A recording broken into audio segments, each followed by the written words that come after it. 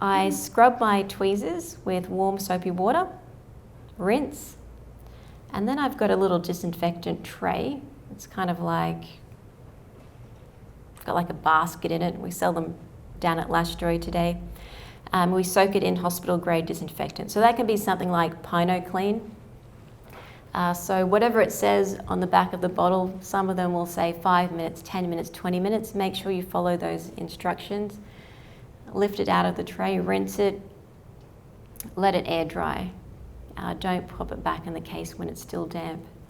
So the reason why I say make sure you follow the instructions at the back of the bottle is because all of the disinfectants, they may have different ingredients or different ratios and strengths.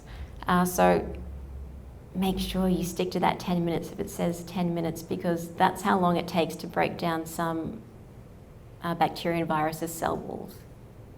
They don't just say it for fun.